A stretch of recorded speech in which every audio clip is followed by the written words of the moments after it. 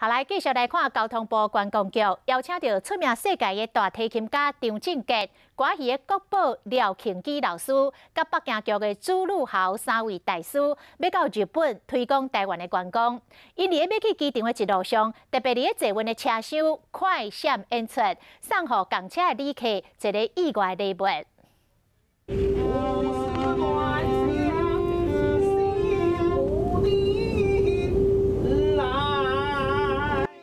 面上有彩绘装扮，京剧大师朱六豪扮演美猴王，虽然无华丽舞台，但是一场戏专业的演出。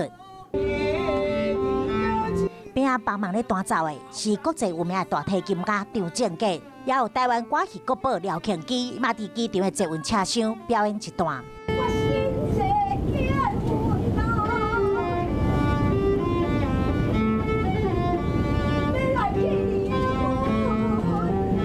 这三位国宝伫桃园坐运车厢快闪演出，互乘客拢非常惊喜，蛮惊喜的，很兴奋，觉得很棒，很棒，而且都是一些大师级的。有吓到，有吓到，算蛮特别啊，这种东西平常看不到啊。原来张正杰、朱六豪、廖庆基三位大师受邀请到日本推广台湾观光，伫前往机场的路上快闪表演。